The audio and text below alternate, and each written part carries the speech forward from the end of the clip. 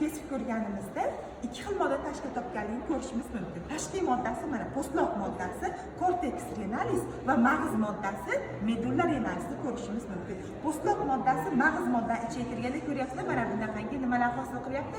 Ustunchalarni hosil qiladi va bu ustunchalarga Bertini ustunchalar deb ataladi. Mag'iz modda shunday qilib postloq modda mag'iz moddani ichiga kirib keladi va mag'iz moddani ichiga qarasak juda ko'plab piramidalarga tashkil topganligini ko'rishimiz mumkin. Piramida renalis deb ataladi. Piramidani esa ikkita qismini ko'rishimiz mumkin. Mana birinchi qismi uchi apex piramidalis, ya'ni yurak darvozasi hilus renalisga qarab turgan bo'ladi. Asosiy qismi bazis piramidalis bo'lgan bo'lsa, postloq moddasiga qarab turgan bo'ladi.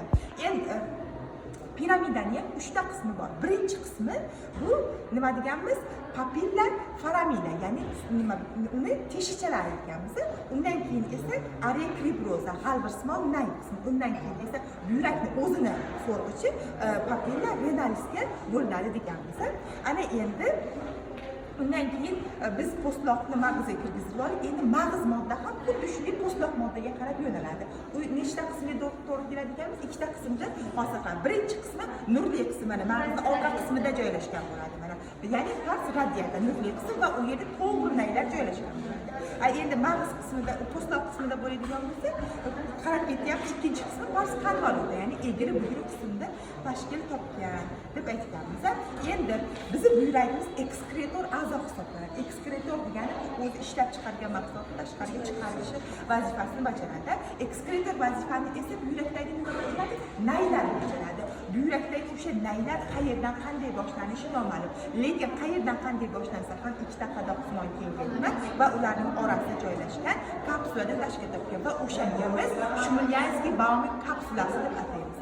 Shumlyanskiy-Bauman kapsulasining atrofida esa qon tomirlari, nerv tolalari xuddi qoptoqchaga o'xshab qoplab turgan bo'ladi va o'shanga biz glomerula qoptoqchalari deb ataymiz. Glomerula qoptoqchasi bilan Shumlyanskiy-Bauman orasidagi kapsula qo'shilib buyrak tanasi, korpus renalisni hosil qiladi va u qaysi qismda? Pars konvoluta egri bugri qismida joylashgan bo'ladi. Egri bugri qismdan endi pars radiataga, nurli qismga o'tganda to'g'ri nay bo'lib davom etadi. To'g'ri nay esa qayerga kelib qo'yiladi? To'g'ri naydan oqib kelgan sidik nimadagi mag'iz qismidagi yig'u naylariga qo'yiladi. Yig'u naylaridan esa yaqinroq kelib ko'rsatamiz, kichik kosachalarga kalsiy renalis minyorga qo'yiladi. Mana har bitta buyrakimizda 8 ta 9 ta mana sanab chiqarishimiz mumkin. Bitta, 2 ta, 3 ta, 4 ta, 5 ta, 6, 7, 8, 9 ta mana. 8 ta 9 ta mana shunaqangi kichik kosachalarga qo'yiladi. Ya'ni kalsiy renalis minorga. Kichik kosachalardan esa katta kosachalarga kalsiy renalis mayorga qo'yiladi. Unda esa 3 ta qismi bor ekanmiz. Kalsiy renalis superior, kalsiy renalis mediani, kalsiy renalis inferior. Yuqorgi qismi, o'rta qismi, pastki qismlarga qo'yiladi. Va katta kosachalardan esa mana bu yerda mana buyrak jomchasi pelvis renalisga qo'yiladi. Buyrak jomchasidan esa qayerga? Siydik nayi uretriga qo'yiladi.